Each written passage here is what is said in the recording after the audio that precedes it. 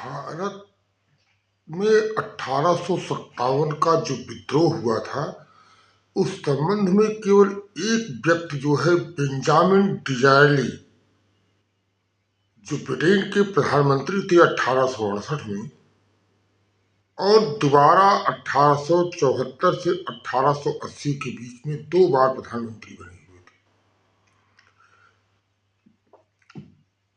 दूसरी बार प्रधानमंत्री बनने के पहले बर्लिन कांग्रेस में भाग लिया और उन्होंने 20 बुधवार का जो है मैसेज दिया और कहा कि 1857 का जो भारत में विद्रोह हुआ है, वो विद्रोह को नेशनल रिवोल्ट माना। पहला व्यक्ति था जो हिंदुस्तान या हिंदुस्तान के बाहर का जिसने उस विद्रोह को राष्ट्रीय माना, राष्ट्रीय विद्रोह कहा।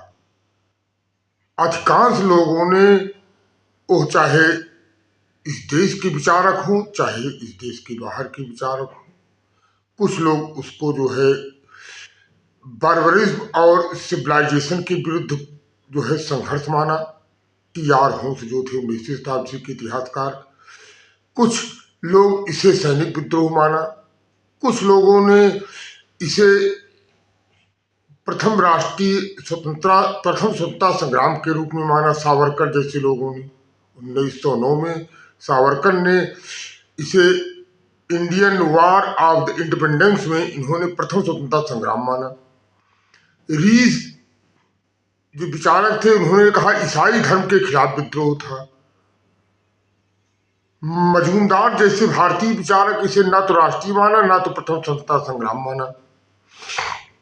आउटरम एक विचारक थे और भारत में एक प्रशासक के रूप में भी रहे।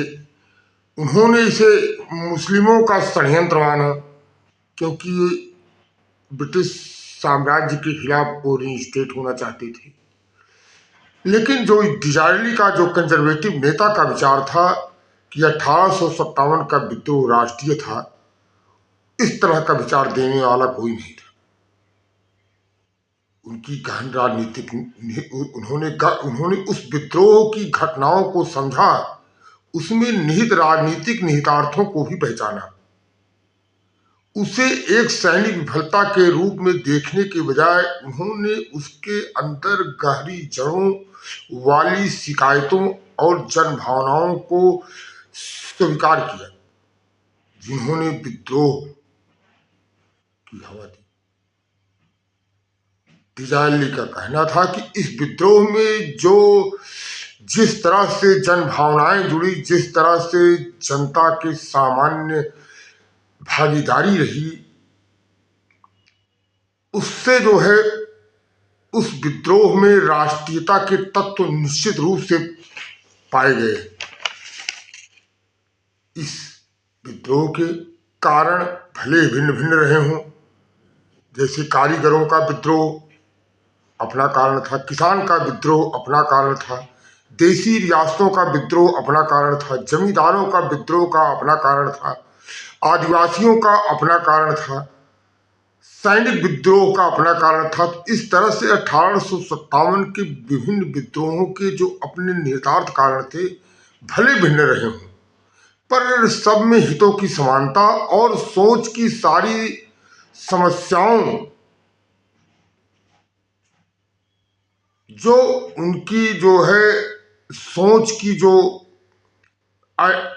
जो समानता थी कि हमारी सारी समस्याओं की जड़ औपनिवेशिक राज्य का होना है,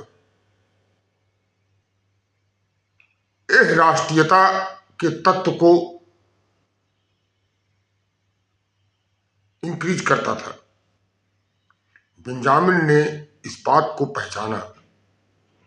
विद्रोह की शुरुआत भले सैनिक विद्रोह से हुई थी, लेकिन हिंदुस्तान की जो विभिन्न जातियां, विभिन्न संस्कृत भाषा की समानता के बीच जो एक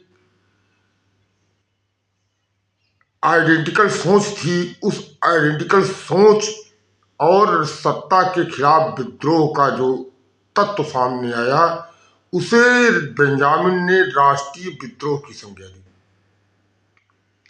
हिंदुस्तान भले ही विभिन्न कल्चर, विभिन्न भाषा, विभिन्न संस्कृतियों का देश है, लेकिन इस सब के बीच एक भावना है, एक जो सनातन की भावना है, जो एक कल्चरल जो है इंटीग्रिटी की भावना है, जो उत्तरी भारत की जो सोच है, जो हमारी रिलीजियस सोच है, जो स्पिरिचुअल सोच है, वही मद्रास और कन्याकुमारी तक है।